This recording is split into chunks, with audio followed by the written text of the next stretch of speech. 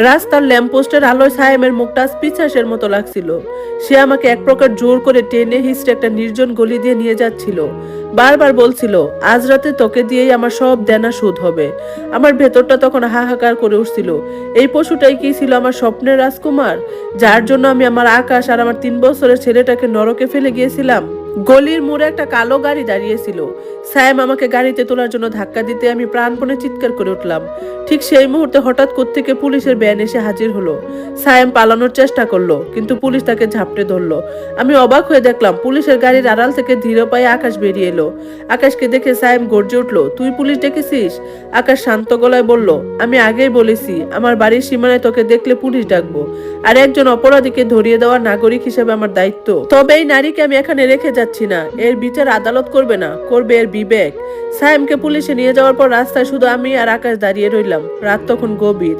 আমি আকাশের সামনে হাঁটু গেড়ে বসে পড়লাম। বৃষ্টির মতো চোখ দিয়ে পানি পড়ছে। আমি কাপা গলায় বললাম, আকাশ, আমি জানি আমি ক্ষমা পাওয়ার যোগ্য নই, আমাকে দয়া করো না। শুধু একবার আমাকে ক্ষমা করে দাও। আমি এই অপরাধে নিয়ে বাঁচতে পারছি না। আকাশ কোনো কথা বলল না। সে তার পকেট থেকে একটা ছোট্ট রুমাল বের করে আমার হাতে দিল। তারপর বলল, বাসায় চলো, কাল ভোর পর্যন্ত তুমি এই বাড়িতে থাকতে পারো, তবে আমার ছেলের কাছাকাছি যাবে না। সেই রাতে আমি একবারের জন্য চোখ বন্ধ করতে পারিনি।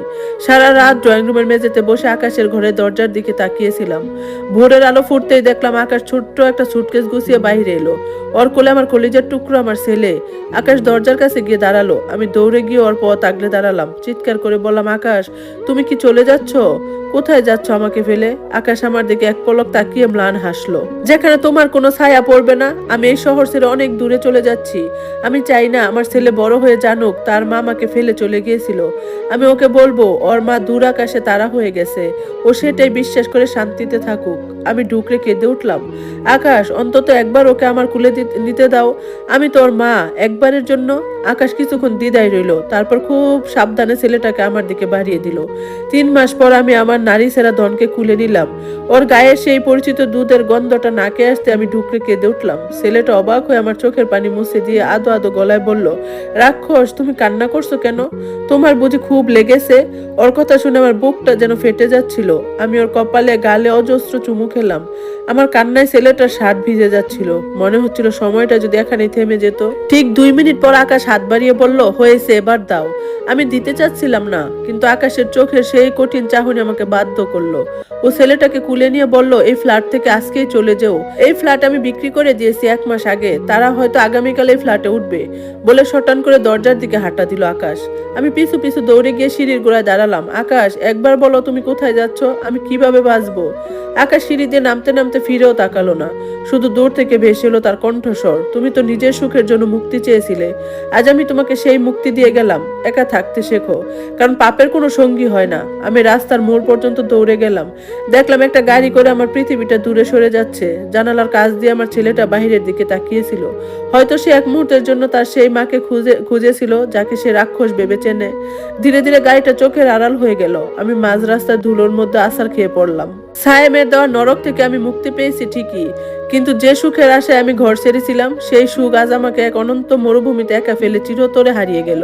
চারপাশে মানুষ জেগে উঠেছে, শহরটা ব্যস্ত হয়ে যাচ্ছে, শুধু আমার জগৎটা নিথর দাঁড়িয়ে আছে। আমি আজ মুক্ত, কিন্তু এই মুক্তির চেয়ে মৃত্যু হয়তো অনেক বেশি শান্তিময় হতো।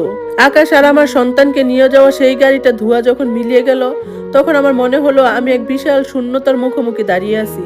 চারপাশের কোলাহল আছে, মানুষ আছে, কিন্তু আমার ভেতরে কেবল শ্মশানের নীরবতা।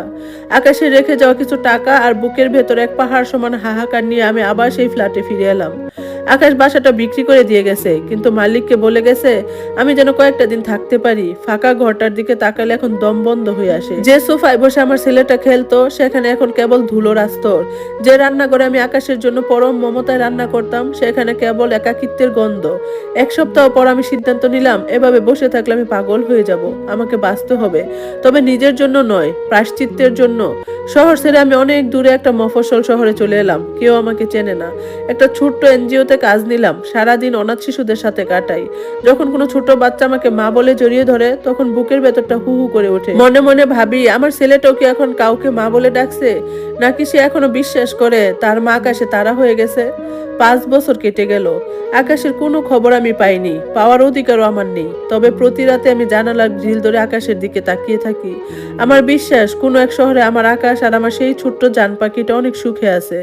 আকাশ হয়তো অন্য কাউকে জীবনসঙ্গী করে নিয়েছে, যে আমার মতো বিশ্বাসঘাতক নয়, যে আমার ছেলেকে নিজের মায়ায় আগলে রেখেছে। মাঝে মাঝে খুব ইচ্ছে করে একবার গিয়ে আড়াল থেকে দেখে আসি আমার ছেলেটা কত বড় হয়েছে, কিন্তু পরক্ষণে নিজেকে সামলে নেই। আমার বিষাক্ত ছায়া যেন ওদের সাজানো জীবন আর কোনোদিন না পড়ে। সায়েমের কথা শুনি মাঝে মাঝে, সে এখনো জেলেই আছে। তার প্রতি এখন আর আগের মতো ঘৃণা নেই, কেবল করুণা হয়। সে তো কেবল একটা উপলক্ষ ছিল, আসল অপরাধ তো ছিল আমার মনের লোভ আর অতৃপ্তি। আমি এখন একা, আমি শান্ত। সায়েমের দেওয়া সেই ক্ষতগুলো শুকিয়ে গেছে, কিন্তু মনের ক্ষতটা এখনো টাটকা। আমি এখন বুঝতে পারি সুখ কোনো দামি বাইক বা কক্সবাজারের দামি হোটেলে থাকে না।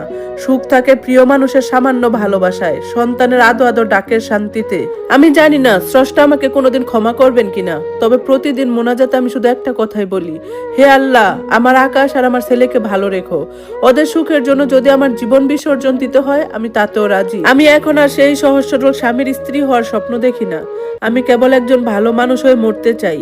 জীবনের এই দীর্ঘ পথে আমি শুধু এতটুকুই শিখেছি, নিজের হাতে সাজানো স্বর্গ যারা ভেঙে ফেলে তাদের জন্য পৃথিবীর কোনো প্রাসাদেও আর জায়গা হয় না।